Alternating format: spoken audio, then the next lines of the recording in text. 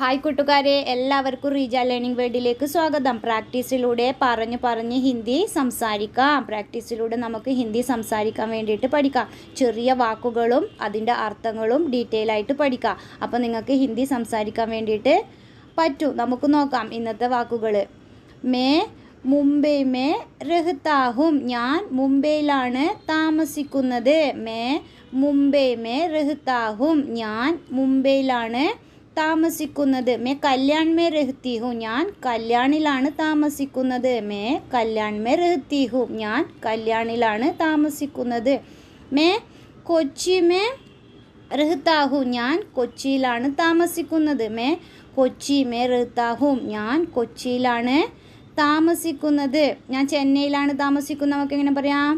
Yes, may Chennai may രഹ്താ ഹും, ഞാൻ ചെന്നൈയിലാണ് താമസിക്കുന്നത്.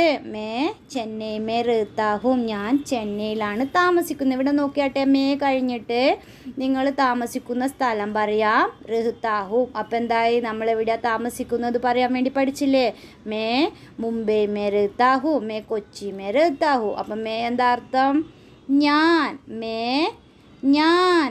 May എന്നുള്ള അർത്ഥം എന്താ? ഞാൻ. ക്ലിക്കായിട്ടുണ്ടാവും. ഓരോ ക്ലാസ്സിലൂടെ അർത്ഥം പഠിച്ചപ്പം റിപ്പീറ്റ് ചെയ്യുന്ന വരുന്ന അർത്ഥം. ഇവിടെ മേം ഇൽ.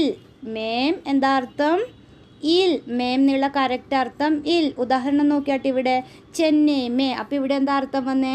ചെന്നൈയിലാണ്.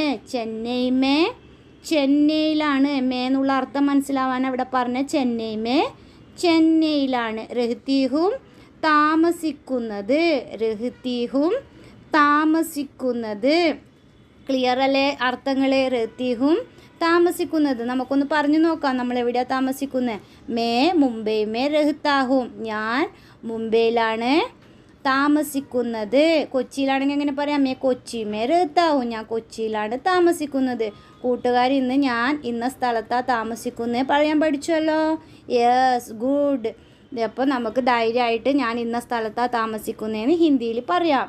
വീഡിയോ ഇഷ്ടമായാൽ ലൈക്ക് ചെയ്യുക, നിങ്ങളുടെ ഫ്രണ്ട്സിലേക്ക് ഷെയർ ചെയ്യുക. അതുപോലെ ഇന്നത്തെ ക്ലാസ്സും ചാനലും ഇഷ്ടമായാൽ സബ്സ്ക്രൈബ് ചെയ്യുക. Thank you.